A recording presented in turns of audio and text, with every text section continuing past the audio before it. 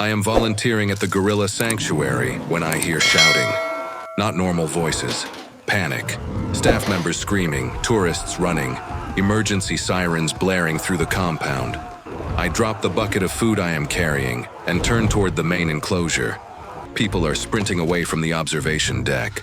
Visitors, researchers, sanctuary staff, all fleeing in every direction.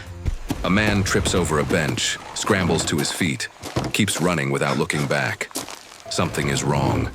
Very wrong. I move against the crowd, pushing through the wave of people evacuating. A sanctuary worker grabs my shoulder. "Run!" she yells. "Gorilla breached the barrier. Get out, now!" She releases me and runs toward the parking lot with the others. I stand alone on the path. The sanctuary is emptying fast. Within seconds, the screaming fades to distant echoes. The alarms still wail, but no one is left to respond. Everyone ran. Except me. I walk toward the observation deck. The wooden platform is deserted. Chairs knocked over, cameras abandoned. Drinks spilled across the floor. People left everything behind in their rush to escape. I move to the edge of the deck and look down at the enclosure below. Where is it? Where did the gorilla go? Then I see movement in the shade beneath the deck. A massive shape. Dark. Powerful. The gorilla. It is a silverback. Fully grown. Enormous. It sits hunched beneath the observation deck. Body pressed against the concrete support pillar. Head down, arms wrapped around its knees. It is not rampaging. It is not charging. It is hiding. I freeze. The gorilla is less than 5 meters below me. One of the most powerful animals on Earth. It could tear through the wooden deck if it wanted. It could climb up here in seconds. But it does not move. It just sits there, rocking slightly, making low sounds, not aggressive roars, whimpers. It is scared. Then I see why. Blood. Dark streaks on its right hand. It hurt itself escaping, probably climbing the barrier wall, cutting itself on the wire at the top. The gorilla lifts its head and looks directly at me. Its dark eyes meet mine. Intelligent eyes. Aware eyes. It knows I am here. It knows I did not run. We stare at each other. Man and gorilla. Separated by 5 meters of air and a fragile wooden platform. The gorilla does not pound its chest. Does not bare its teeth. It just looks at me. And in that look, I see something I did not expect. Recognition. Not of me specifically, but recognition of someone who stayed when everyone else fled. The sirens scream louder. The gorilla flinches, pressing tighter against the pillar. It is terrified of the noise, terrified of the chaos. It did not escape to attack. It escaped because something scared it, and now it is trapped outside its enclosure with nowhere safe to go.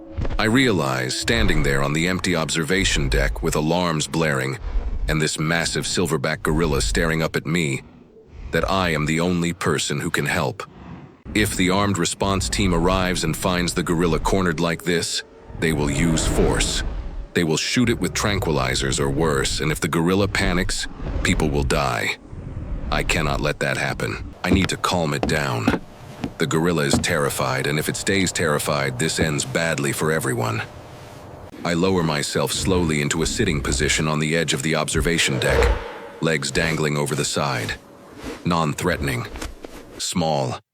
I am not standing over it anymore. I am closer to its level. The gorilla watches me but does not move. I stay completely still. No sudden movements. No loud sounds. Just sitting, breathing, waiting. Minutes pass. The gorilla's breathing slows slightly. Its rocking becomes less frantic. It is still scared, but it is watching me now instead of preparing to run. Behind me, in the distance, I hear vehicles. The response team is arriving. I do not have much time.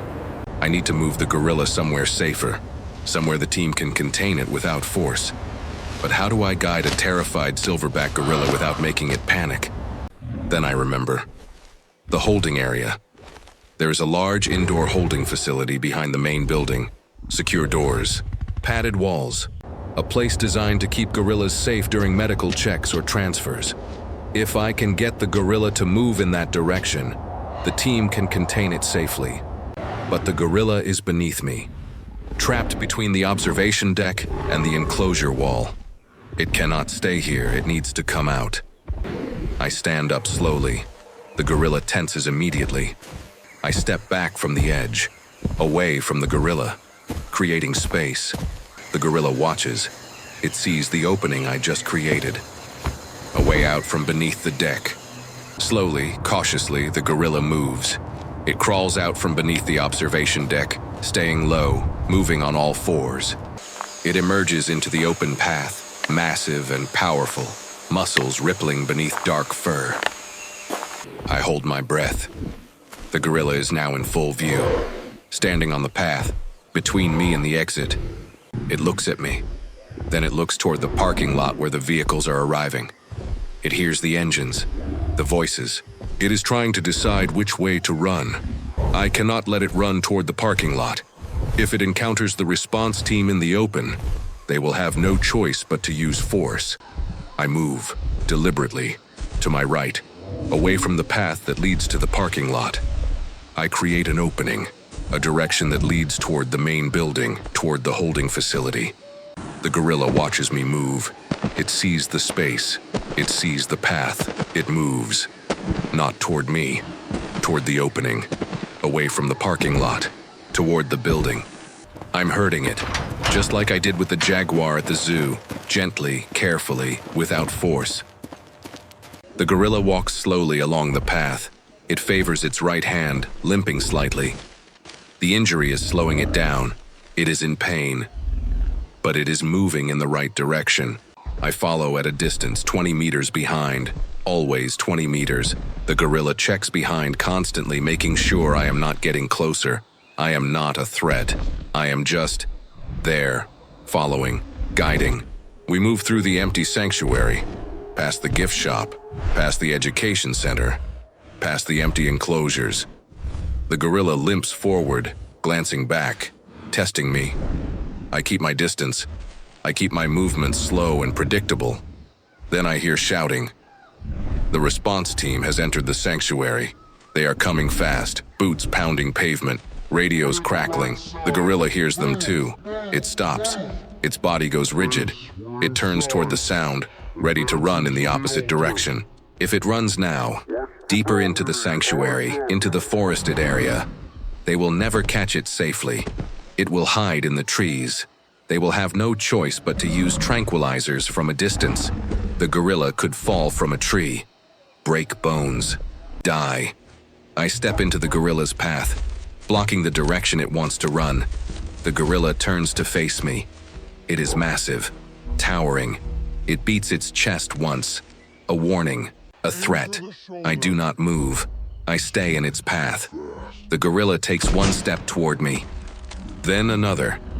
It is testing me, seeing if I will run. I hold my ground. Behind me, I hear the team getting closer, voices shouting. Where is it?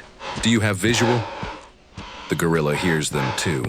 It looks past me, searching for an escape route.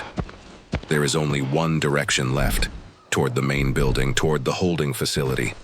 The gorilla makes its choice. It turns and runs, limping, favoring its right hand toward the building, exactly where I needed it to go.